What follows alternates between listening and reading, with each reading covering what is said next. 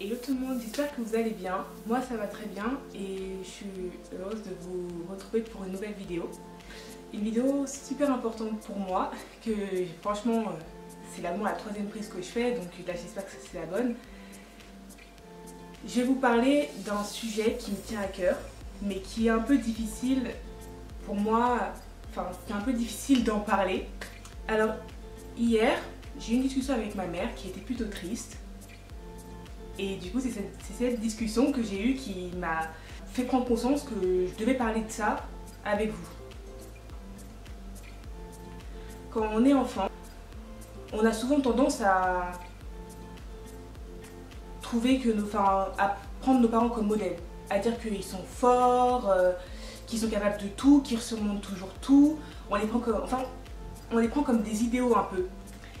Et c'est un peu, je dirais, naïf. Parce que quand on voit ce qui se passe derrière le miroir, on se rend compte que c'est une toute autre histoire. Enfin, forcément, ils vont être là à nous parler, à sourire avec nous, à nous montrer en fait le meilleur côté. Ils vont pas être là à nous raconter leurs problèmes, ce qui est un peu normal, comme ce sont les parents.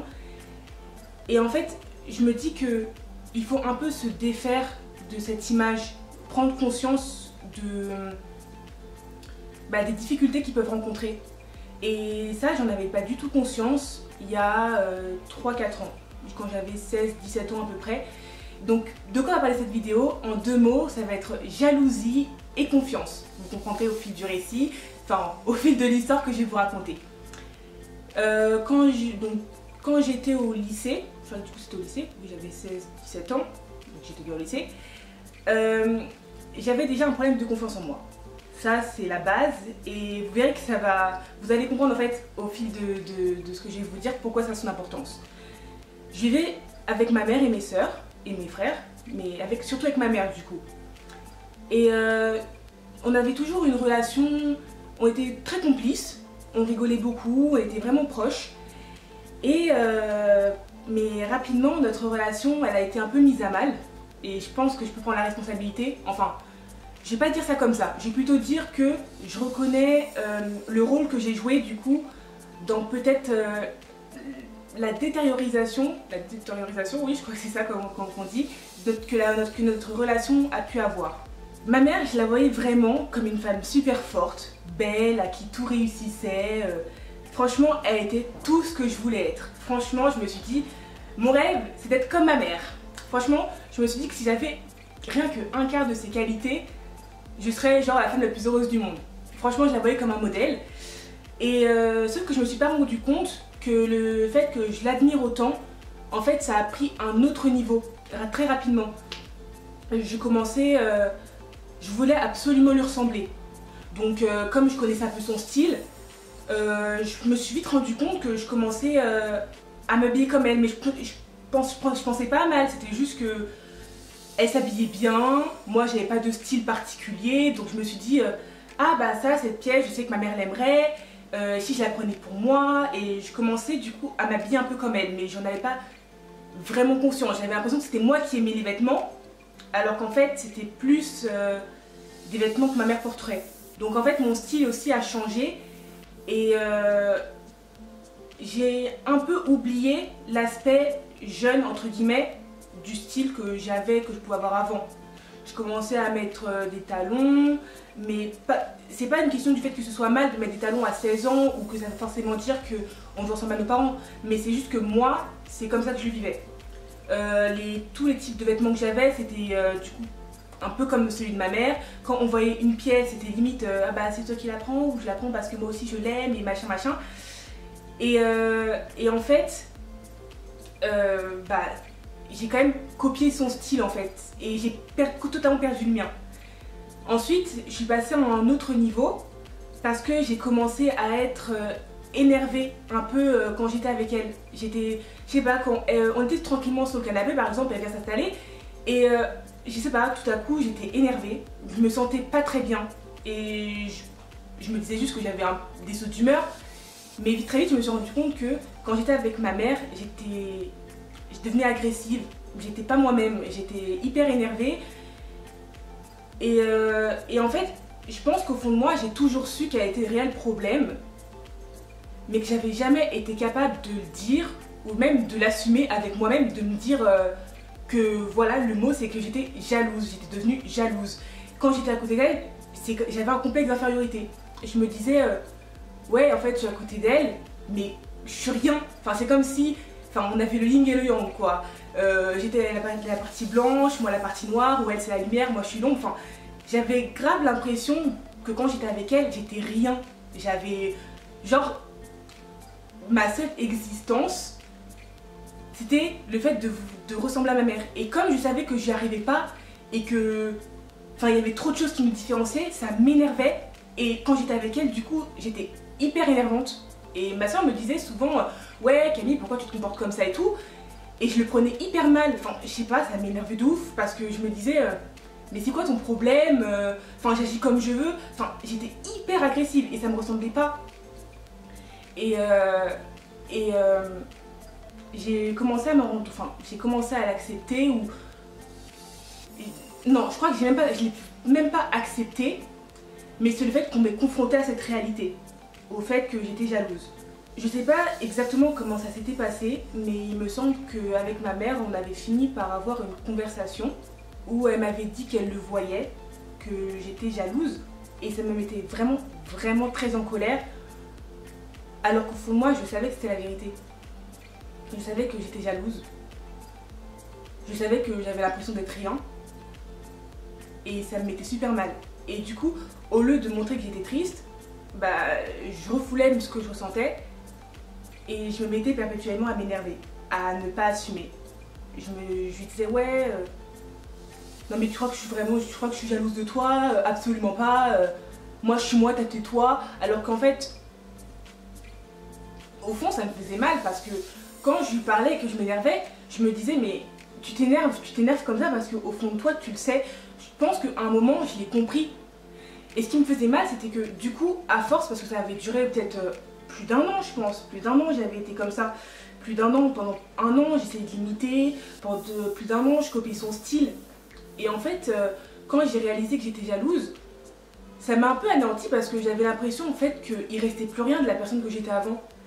J'avais l'impression qu'il restait plus rien de ma personnalité, il restait plus rien, je savais plus comment m'habiller. Parce que j'avais toujours l'impression, je me disais, mais est-ce que cette pièce, je l'aime vraiment moi, ou c'est parce que ma mère aimerait cette pièce que je l'aime aussi. Donc c'était un peu difficile, je savais pas comment agir, je savais pas trop comment faire. Et en fait j'avais l'impression d'être en miettes. J'avais l'impression que j'avais pas vraiment, j'avais plus vraiment d'existence. Et franchement c'était hyper douloureux. Et franchement, je pense que je savais pas trop comment m'en sortir. Donc je pense que j'ai dû commencer par exemple pour mon style à faire les boutiques toute seule, que je le faisais plus avec ma mère, que quand je regardais par exemple des séries et que je me disais que par exemple que je trouvais une pièce jolie, je demandais à ma mère, ouais t'en penses quoi et tout. Si elle me disait qu'elle aimait pas, je pouvais être sûre que cette pièce, je me dirais que moi aussi elle était pas belle. Alors que par exemple je pouvais la trouver magnifique, ou je pouvais me dire que ouais j'aimerais bien m'habiller comme ça, mais si ma mère trouvait que c'était pas beau, moi non plus. Et en fait du coup ce que j'ai fait, c'est que j'ai commencé à, quand je regardais des séries, à prendre par exemple des photos des tenues que j'aimais bien, pour essayer par exemple de retrouver les pièces. Par exemple une chemise oversize par exemple, que je pouvais trouver jolie, même si ma mère la trouvait pas belle, il fallait que je me dise que en fait la pièce elle devait me correspondre à moi, que c'est moi qui devais l'aimer, et que même si ma mère ne l'aimait pas, ça devait pas m'influencer, ça devait pas influencer mes choix, ça devait pas influencer mes goûts.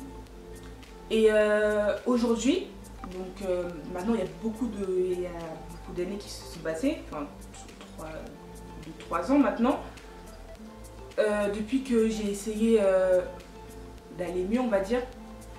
Et j'ai toujours un peu ce travers de demander à ma mère ouais qu'est-ce que tu penses de ça, ou maman qu'est-ce que tu feras à ma place, ou qu'est-ce que je dois faire. Et parfois quand elle me dit qu'elle me donne pas son avis, parce que c'est à moi du coup de prendre la décision, j'ai souvent tendance à le prendre mal aussi. parce que je me dis ouais, tu veux pas m'aider en fait, t'en as rien à foutre de moi. Enfin, je suis aussi susceptible, donc ça compte aussi pour beaucoup.